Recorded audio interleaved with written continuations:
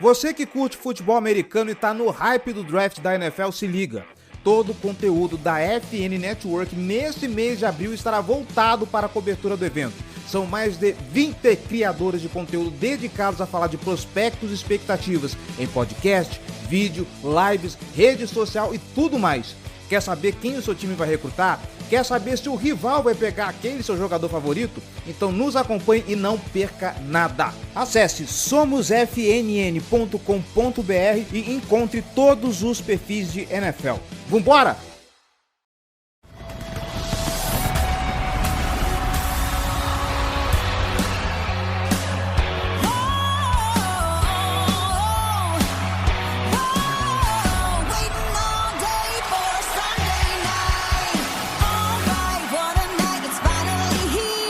E estamos começando mais um preview da Casa do Corvo. Senhoras e senhores, eu peço licença e desculpas pela minha voz. Infelizmente ela não está no melhor dos estados, mas a gente vai tentar aqui conduzir esse preview da melhor forma possível, porque estamos falando de duelo de divisão. Estamos falando do primeiro confronto de times da AFC Norte.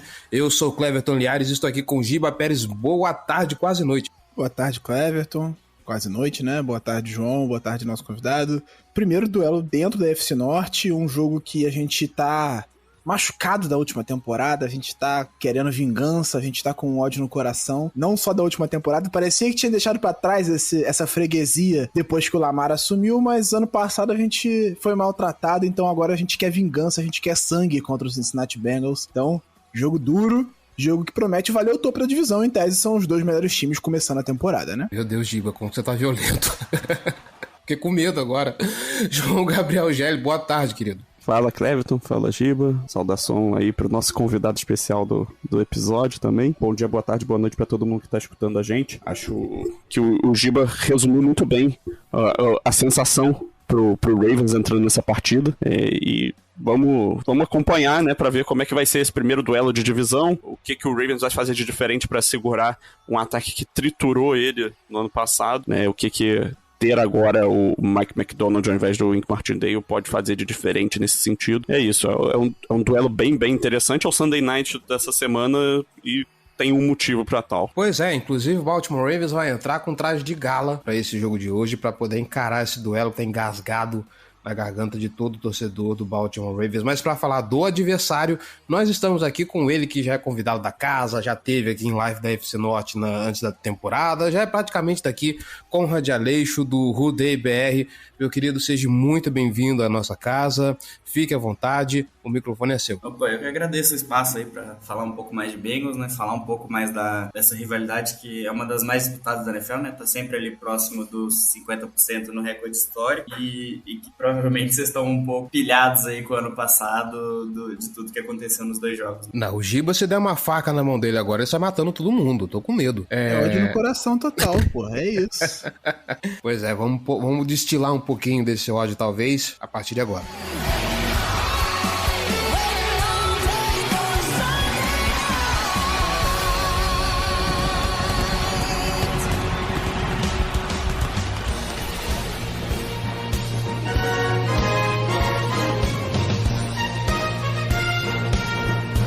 Muito bem, Conrad, eu vou começar com a pergunta mais básica da básica aqui, tá? O Cincinnati Bengals entra para essa temporada como o contender a ser o líder da divisão norte. E aí a gente vai ver a agenda do Cincinnati Bengals. O time perde para um Pittsburgh Steelers combalido no overtime, perde para o Dallas Cowboys. Eu não lembro se esse Dallas Cowboys foi o jogo que o Dak Prescott se lesionou e entrou reserva. Agora me foge a cabeça se é esse jogo ou se foi mais já era o Cooper Rush. Já era o Cooper Rush, né? Vence com certa tranquilidade o New York Jets e vence depois o Miami Dolphins, que é para deixar a gente, Baltimore Ravens, mais puto da cara ainda. Ok, o time tá 2-2, venceu o Miami Dolphins, que é um candidato aí após temporada e tudo mais, mas o que os analistas falam que o começo do Cincinnati Bengals é decepcionante, que se esperava mais do time, talvez um 3-1, quem sabe um 4-0. Muito exagero? O que você atribui essa oscilação do Cincinnati Bengals no começo de temporada? Pra vocês aí, é desapontador assim esse começo? Cara, no nosso podcast lá a gente falava bastante. Esse time é um time que começa a engrenar muito tarde, né? né? Principalmente dentro dos jogos e durante a temporada. Claro que a gente, como torcedor, a gente esperava no mínimo um 3-1 ali, mas a gente sabe que um 2-2 era bem possível nesse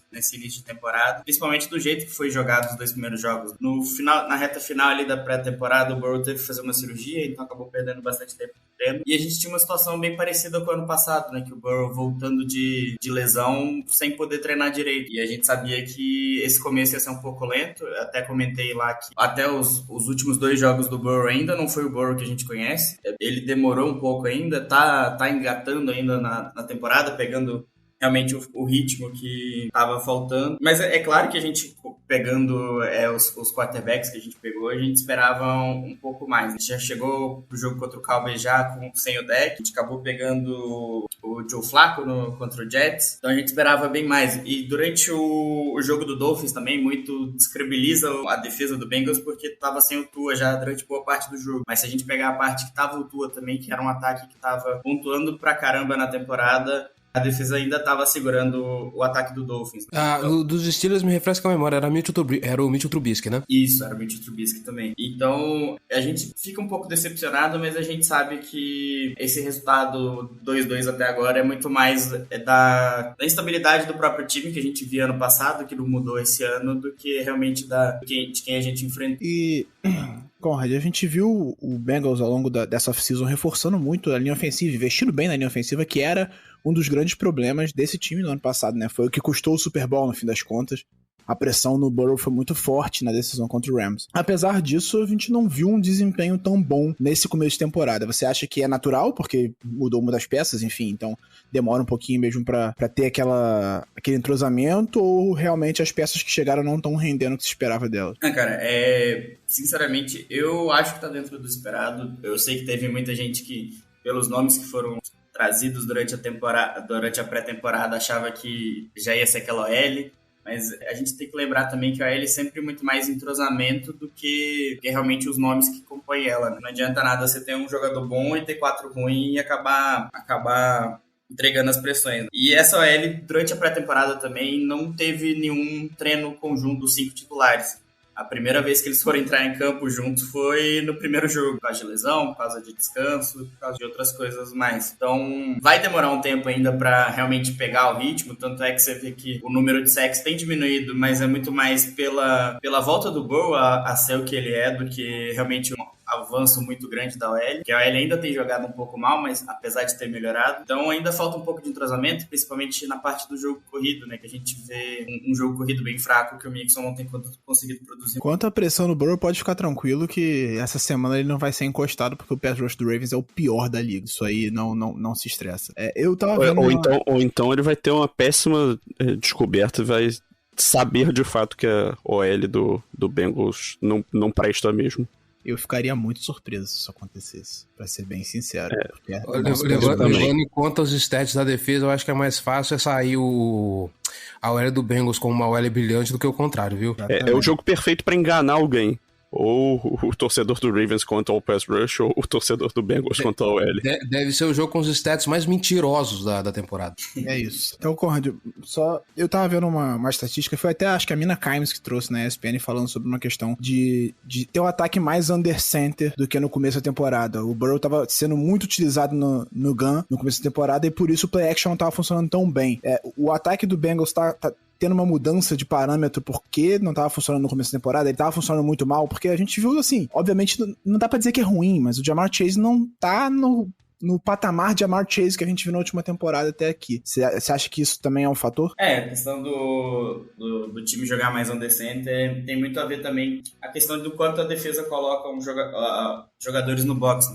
O jogo corrido não tem funcionado muito porque o Bengals tá correndo contra basicamente cover one, com um safety só no fundo, então acaba tendo mais jogadores para bloquear a corrida. Então, nos últimos jogos a gente tem visto o Zac Taylor tentando correr mais em shot para tentar deixar o box um pouco mais leve pro Mixon e tentar também deixar, quando o Burrow tiver under center, deixar as big plays acontecerem também, porque a defesa vai ter que estar um pouco mais preocupada. E a questão do Chase, por mais que tá todo mundo falando que tá apagado e tudo mais, ano passado ele também começou meio assim.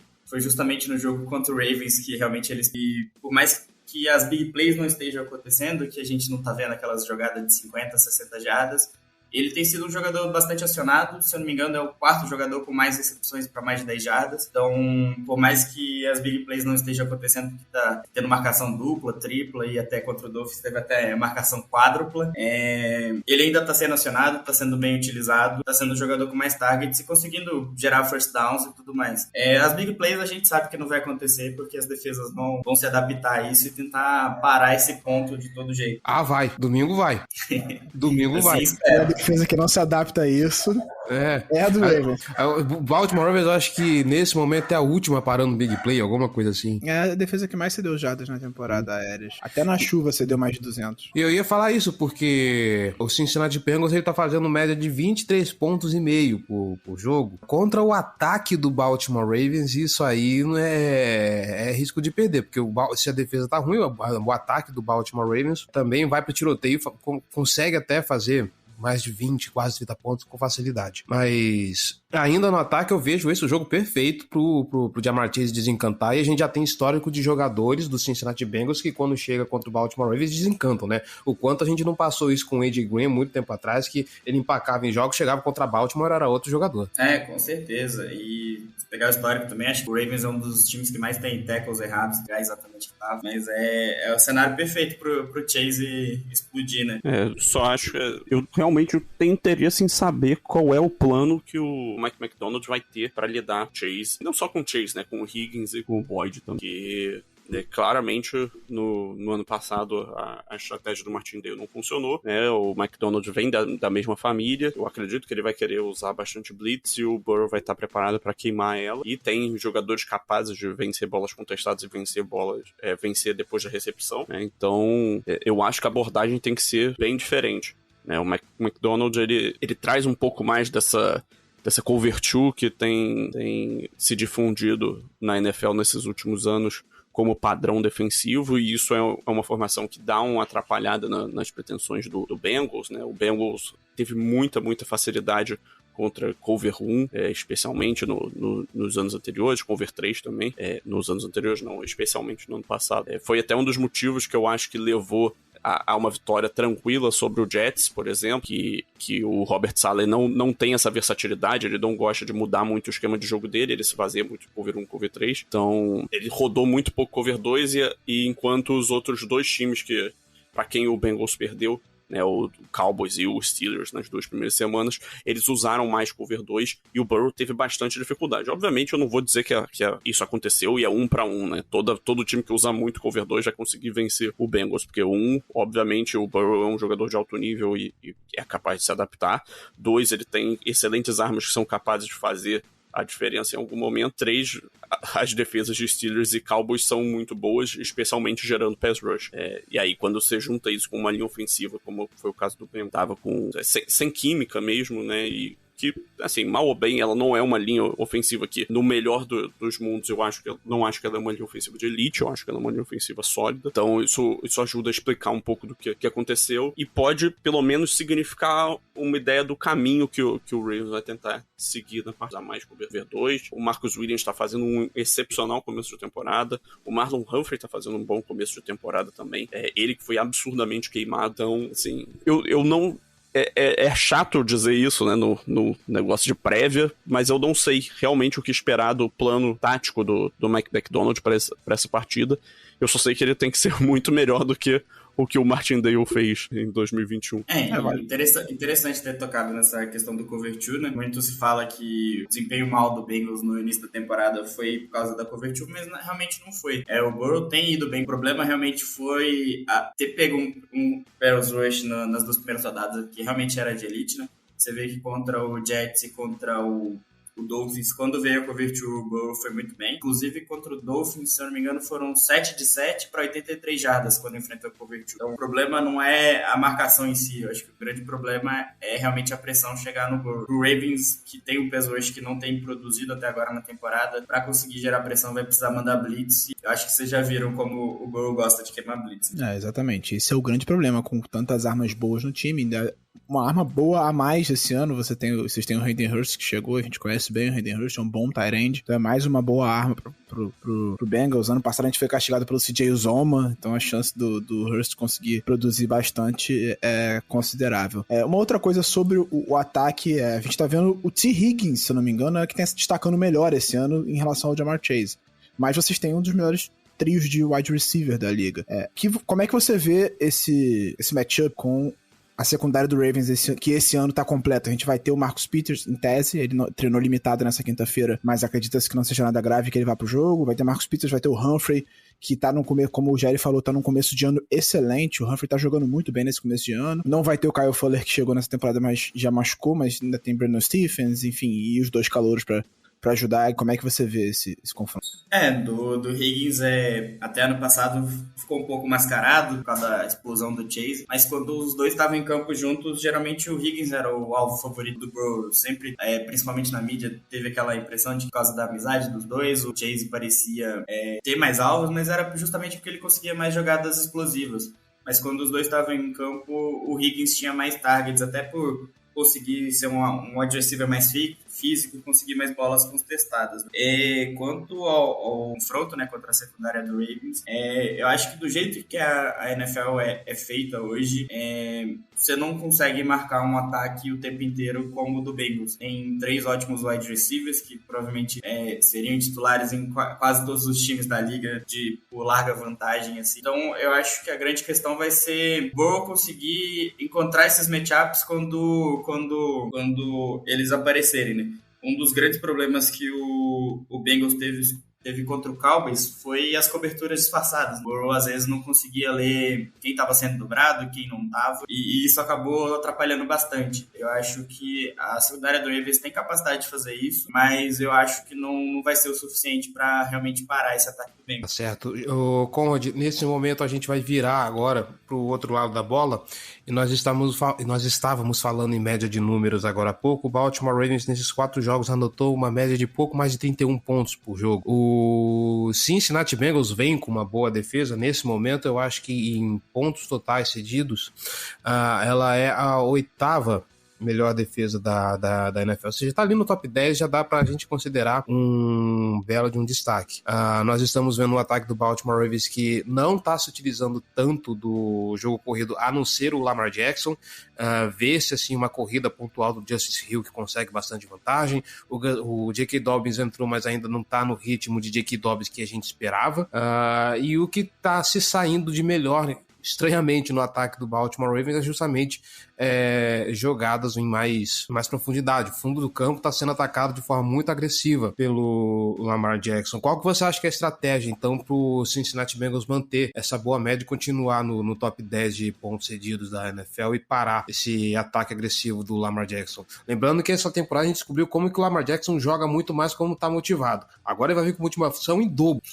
Desde que o Anarumo assumiu a defesa do Bengals, essa defesa sempre foi elogiada por conseguir deixar o Lamar, desacelerar o ataque do Ravens, né, com o Lamar em campo. Mesmo quando o time ainda estava mal no ataque, quando o Zach Taylor chegou e tudo mais, você via que era sempre jogos apertados até ali o último quarto, que aí realmente a defesa cansava e aí o Ravens conseguia impor seu jogo. Então é uma defesa que a secundária tem ido muito bem. Se eu não me engano, os cornerbacks até agora não cederam nenhum TD aéreo. Os TDs de passe que a gente tomou, se eu não me engano, foram em cima dos linebackers ou dos safeties. E eu acho que o Anarumo sempre tem uma chave mágica para parar o Lamar, que é conseguir gerar pressão pelo desenho da jogada, não só com os DLs. É um time que geralmente usa blitz muito pouco. Então, quando usa bem feito, com os linebackers conseguindo fazer a blitz pelo design da jogada, gerando uma pressão já natural, enquanto os DLs conseguem recuar e marcar tight ends ali tranquilamente, né? A gente vê bastante Sam Hubbard, de vez em quando o Trey Hendrickson também fazendo isso. Eu acho que a grande chave do jogo, pra mim, vai ser o Logan Wilson, que tá jogando bem pra caramba, contra o Mark Andrews. Quanto que nossos linebackers vão conseguir realmente parar o principal alvo do Lamar. Por mais que tenha alguns wide receivers que estão bem, o principal alvo do Lamar ainda é o Mark Andrews. Falando sobre wide receivers, o Rashad Bateman não treinou essa semana ainda. A gente tá gravando esse podcast na quinta-feira. Então, quarta e quinta-feira ele não treinou, ele tá com problema no pé. É uma lesão que o Harbaugh disse que os médicos relataram como dia a dia, mas que tem que esperar pra ver como é que ele vai se recuperar. Considerando que ele não treinou quarta e quinta-feira, é improvável, na minha concepção, que ele jogue domingo. Não sei que ele treine completamente. Na régua Baltimore Ravens de lesões, isso vai ser 4 a 6 semanas. Pois é, tem esse meme do departamento médico dos Ravens, mas então tem uma chance razoável do Bateman não jogar no domingo. Isso é um fator crucial. O Bateman é uma arma muito importante nesse ataque. A gente viu como o ataque entrou em colapso no segundo tempo depois que ele machucou contra o Buffalo Bills, não só por causa dele, não tô dizendo que foi só porque o Bateman não estava em campo, até porque ele não estava jogando muito bem. Teve 3 ou 4 drops domingo contra o Buffalo Bills, até por conta da chuva. Mas o Bateman é uma arma muito explosiva e é o único wide receiver minimamente confiável desse ataque. O Duvernay tá fazendo um bom começo de temporada e tudo mais, mas, sim, eu não consigo ver ele como um wide receiver número 1 para ter os targets que o Bateman tem. Não que sejam muitos também. Mas, então, acho importante, é um fator importante. A marcação em cima do Mark Andrews vai ser decisiva nesse jogo por causa disso. Sem ter o Bateman em campo, o Lamar vai ter que passar pro Devin Duvernay e pro James Proche. Se o Logan Wilson conseguir cobrir bem o Andrews, isso já dificulta muito o nosso ataque aéreo de caminhar em campo, e o nosso ataque terrestre nesse momento não existe sem ser o Lamar correndo com a bola. Vamos ver como é que fica essa questão. E sobre o Trey Hendrickson, Conrad, eu queria te perguntar, porque o Ravens está com problemas na posição de left tackle. Nesse momento, nesses últimos 2 jogos, Daniel Faalele, calouro de 4ª rodada, foi quem jogou. Ele não foi titular no penúltimo jogo, ele entrou com 6 snaps depois que o Patrick Mekari machucou. E no último jogo ele foi titular, enfrentando o Von Miller. Não cedeu um sec, por incrível que pareça. Ele fez um trabalho bem decente contra o Von Miller, claro, com esquemas e ajudas em vários momentos. Mas existe uma chance razoável do Ronnie Stanley voltar. Então, como é que tá o Trey Hendrickson pra essa temporada? Porque parar pra pensar sobre o Ronnie Stanley voltando depois de 2 anos sem jogar e tudo mais, pode ser um confronto difícil pra ele. A gente tinha criticado um pouco a linha defensiva Bengals por não estar conseguindo muito sacks em números absolutos, mas é uma das linhas que mais consegue pressão. O Trey Hendrickson contra o Jets teve quase perfeito ali, acho que foram 3 turnovers gerados por ele. Basicamente destruiu a linha ofensiva do Jets. Contra o Dolphins também, teve até um vídeo que viralizou que ele jogou o OL pra cima do Bridgewater. Realmente ele tá numa fase muito boa. E geralmente ano passado a gente tinha basicamente de pressão, era só o Trey Hendrickson mesmo, era um problema que a gente tinha. E esse ano o Sam Hubbard tem tendo a melhor temporada da carreira dele, né? Só no jogo contra o Dolphins ele conseguiu 9 pressões sozinho. Então é mais um problema pro outro lado também aí da linha. A gente vai sentir muita falta do DJ Reader para fechar o meio ali, para realmente não deixar o Lamar escapar do pocket, que é uma coisa que ele faz muito bem. Então, pelos lados, eu não tô preocupado, a pressão vai vir. O problema vai ser realmente ali pelo meio, parar a corrida e deixar o Lamar no pocket. Ainda sobre o Lamar, a gente vai repetir vários episódios, review, mas no geral o Lamar é um jogador que você tenta reduzir o impacto, mas você não contém pelos 60 minutos do jogo. Tá nesse patamar de jogador, tem como, né, existem outros, né? Não é o único. Mas eu tenho bastante interesse em ver o que o Bengals pode trazer de diferente, né? Eles gostaram bastante de usar simulated pressures do passado, dropando os jogadores da linha defensiva, como o Conrad já falou. E o Ravens até agora ele tem mostrado uma boa adaptação contra esquemas que foram efetivos contra eles no ano passado, como foi, por exemplo, o caso das blitzes do Dolphins. O Lamar, por enquanto, tá destruidor contra a blitz. E, assim, do ponto de vista da defesa do Bengals, eu acho que é uma boa defesa. Como já foi falado, o Logan Wilson tá jogando em altíssimo nível. Ele atualmente é um dos melhores linebackers da NFL, mas, assim, acho que não é demérito algum para a defesa do Bengals dizer que até agora não enfrentou nenhum quarterback de nível mais alto na temporada. Foi o Mitchell Trubisky, o Joe Flacco, o Cooper Rush, e 1/4 do Tua e 2/4 do Bridgewater, né? Esse aí, o Tua é o melhor quarterback atualmente, e assim, ele é um jogador que é de meio de tabela, como QB, né? O Lamar já é um jogador de uma prateleira diferente. Então, até do ponto de vista do Bengals, esse vai ser um teste muito legal para ver em que nível essa defesa tá de verdade. Se ela chega para ser uma defesa top 10 para temporada, ou se ela é uma defesa que é boa, vai sufocar os adversários de nível inferior, mas que pode ter alguma dificuldade quando enfrentar quarterbacks de um nível mais alto, né? Que, assim, até agora, o Lamar fez 3 jogos de excelente nível e um jogo abaixo agora na última semana contra o Bills, que, assim, por enquanto, eu posso botar um pouco da culpa, pelo menos, nas condições, né, climáticas, mas sem tirar o fato de que ele, de fato, ele realmente não fez um bom jogo. Mas, assim, ele tá jogando num nível muito alto, tanto que, se você olha ali, casa de aposta, ele tá no top 3 pro até agora. Esse confronto do Lamar contra essa defesa vai ser... Ele promete de verdade mesmo. Uma característica que eu quero ver da defesa do Bengals se mantém contra um QB do nível do Lamar é aquela característica de dobrar, mas não quebrar, né? O Bengals tem sido um time que tem tomado algumas big plays durante os jogos, mas quando chega na red zone, essa defesa realmente aumenta o nível e dali não passa. O time tem tomado muitos field goal por causa disso e acaba cedendo o campo, mas chega lá na red zone e dá aquela segurada. Historicamente, a gente sabe que o Lamar teve alguns períodos que teve uns problemas com passe na red zone, então quero ver o quanto o Bengals consegue pressionar o Lamar nessa situação. O Ravens tem tido dificuldades esse ano em aproveitar uma coisa que sempre foi muito bom, né? Aproveitar conversões de jardas curtas, né? 3ª para 1, 3ª para 2 jardas. O Ravens tinha um aproveitamento excepcional nesse tipo de jogada e tem tido um pouco mais de dificuldade esse ano, muito por conta do jogo terrestre ineficiente, mas tem trabalhado muito melhor under center, então eu acho que é uma coisa que o Roman vai continuar aumentando a carga ao longo da temporada. O assim. McDonald? Não. Pera. O Roman vai continuar aumentando a carga de utilização do Lamar under center, apesar disso limitar em certos pontos o estrago que ele pode fazer com as pernas, mas ainda pode usar no scramble, isso não afeta tanto. Eu acho que o Roman vai tentar usar isso até para potencializar um pouco esse ataque terrestre, fazer com que esse ataque terrestre funcione um pouco melhor e que os adversários mordam mais no play action, porque nesse momento também não existe. Mas eu acho que o Dobbins está crescendo a produção dele aos poucos e a gente deve ver um Dobbins mais efetivo essa semana, especialmente sem o Justice Hill. Ele deve ter uma carga maior de carregadas, considerando a lesão do Justice Hill, porque o Kenyan Drake e o Mike Davis não são minimamente confiáveis, então a expectativa é realmente essa. Beleza, vamos seguir então. Vamos falar de matchups. Vamos ver aí quais os principais confrontos que a gente pode ficar de olho. Começando com você, Conrad. O principal confronto para mim vai ser, até disse um pouco, né, o Logan Wilson contra o Mark Andrews. Essa defesa vai conseguir parar o principal alvo do Lamar. E historicamente o Bengals sempre teve problema contra tight ends, que é muito bom.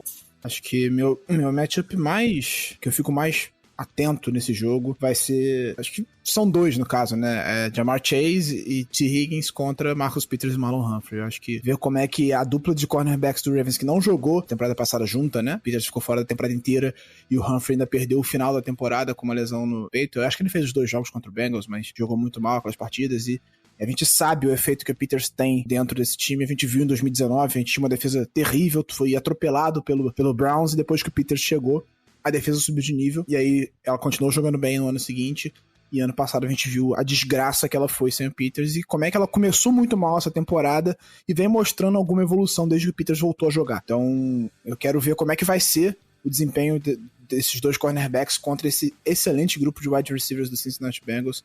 Acho que isso vai ser crucial se pensar em uma vitória do Ravens.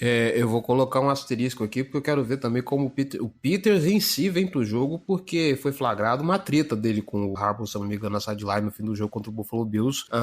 Não se falou sobre o que eles conversaram. Vamos ver aí se vai ter algum impacto dentro do elenco ou não. Gelli? Eu pessoalmente acho pouquíssimo provável que tenha algum impacto.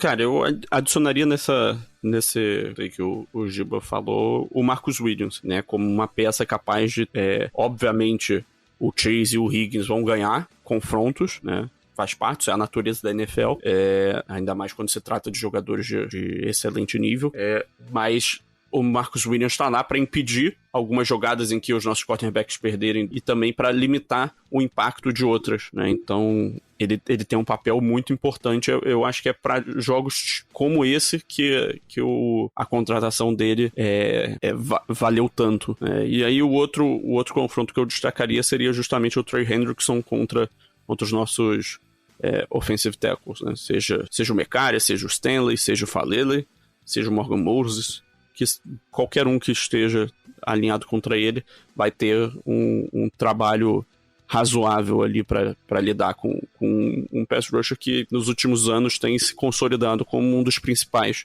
da NFL.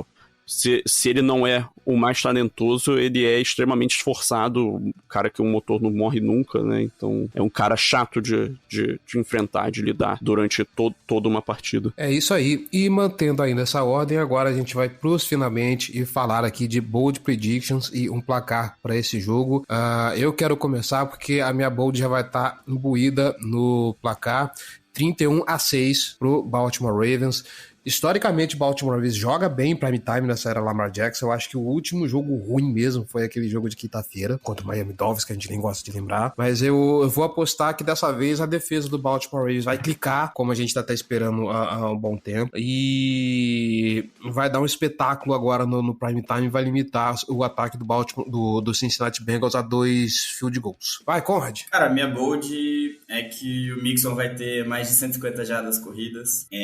Tô esperando um jogo aí que o Bengals consiga resolver um pouco mais cedo o jogo, terceiro quarto. O Ravens tem vivido uma fase que a gente até brincava que parece o Bengals do Marvin Lewis, que começava o primeiro tempo amassando e no segundo tempo voltava parecido que tinha fumado um baseado no vestiário, então sempre volta meio devagar, meio não querendo saber de nada. Então eu espero um jogo apertado até o segundo quarto, terceiro quarto o Bengals acelerando enquanto o Ravens vai ficando pra trás. Então eu tô esperando aí uns 41-20. Bom, a minha bold é que finalmente vai sair a interceptação do Patrick Queen, tá? Depois dele dropar uma pick six contra o Patriots, dropar outra interceptação contra o Buffalo Bills, finalmente ele vai conseguir a interceptação dele pra alegria do Thierry. Um abraço. E o Ravens vai vencer por 35-28. Eu já aposto o placar. Eu acho que o Ravens vai ganhar por 24-21, com o field goal do relógio, né? O último lance do jogo. E a gente vai ter 2 interceptações do Marcus Williams, repetindo na semana 2. Então você, ouvinte, já prepare o Lexotan pra dar um tranco no coração aí pra assistir esse jogo, tá bom? É isso, queridos ouvintes, muito obrigado pela paciência, muito obrigado pela audiência, obrigado por escutarem até aqui. Acho que conseguimos passar a régua e tudo que tinha pra falar sobre esse jogo. Se você quiser ouvir um pouco mais, eu te convido, já que você ainda está aqui na nossa casa, na FN Network, a escutar também o Rudei BR, podcast do Cincinnati Bengals, com participação do Conrad Aleixo, o Ricardo Bossi, que também já é outro da casa aqui. E assim, eu me despeço de você, Conrad. Muito obrigado pela participação, muito obrigado aí pelos comentários. Lembrando que tem um pouquinho da minha voz no próximo rodeio, não sei se é o que já saiu, se ainda vai sair, mas tem uma participaçãozinha minha lá, falando umas groselhas sobre Baltimore Ravens. Meu querido, o microfone é seu, faça o seu jabá, muitíssimo obrigado. É sempre bom aí ter espaço para poder falar um pouco mais de futebol americano, falar um pouco mais do Bengals. Se alguém quiser ver um pouco mais sobre a nossa visão sobre o jogo, nosso episódio já saiu feira, só procurar aí Rodei BR, qualquer plataforma de podcast. E agradecer o espaço aí um pouquinho, é sempre bom falar com vocês. E é isso. Agradeço também Giba Pérez, João Gabriel Gelli pela participação. Mais uma vez é uma honra estar aqui com vocês. Fala o seu jabás aí, queridos. O que tem no Primeira Descida? O que tem no On The Clock essa semana? Forte abraço, Cleverton. Muito obrigado. É sempre um prazer. Eu não tenho conseguido estar tão frequente quanto nas últimas temporadas por conta do trabalho, mas é sempre bom voltar às origens e estar por aqui para falar sobre Baltimore Ravens. Giba Pérez agora é um astro da televisão, gente. Não sei se vocês... Astro, realmente. A única diferença é que eu tenho que ir mais ao presencial e aí eu não consigo estar sempre aqui para gravar. Isso acabo ficando fora de alguns episódios. No Primeiro Descido a gente recebeu essa semana a Mel Bortoluzzi para falar sobre a rodada, a semana 4 da NFL, projetar a semana 5 e, por coincidência, falar sobre também a mudança de quarterback do Pittsburgh Steelers, que definiu o Kenny Pickett, calouro de primeira rodada, como titular daqui pra frente. A gente já tinha combinado com ela e aí rolou a troca do Steelers. Eu falei, que maravilha, casou perfeitamente. Então, ficou muito legal o episódio. Quem puder, vai lá dar uma ouvida no Primeiro Descida, que é um trabalho de muita dedicação. A gente faz com muito esforço e é uma briga diária pra fazer o podcast crescer. Então, sempre que puderem também, pode seguir o @pod1decida, numeral, que a gente tá tentando trazer alguns conteúdos por lá também. Valeu, forte abraço. Valeu também. Lá no On The Clock podem conferir que temos toda semana um texto falando dos principais calouros de ataque, né? Toda quarta-feira, relativo à rodada da semana anterior. E aí também, semanalmente, tô sempre no canal do YouTube da Casa do Corvo. Essa semana, por acaso, não, né? Porque por algumas dificuldades de agenda minha mesmo. Mas toda semana, quase toda semana, né? A gente tá falando sobre algumas jogadas das partidas do Ravens, fazendo as análises táticas mesmo, no ângulo All 22. E também no meu Twitter, durante essa temporada, eu tenho produzido bastante conteúdo sobre o Ravens, principalmente, né? Então, bastante análise de jogada, tática. Então, acho que o conteúdo tá legal, vale a pena conferir, né? E é isso aí, gente. Nos vemos semana que vem para falar sobre esse confronto de prime time entre Cincinnati Bengals e Baltimore Ravens, se tudo der certo, com vitória pro lado roxo do confronto. Um abraço e até mais.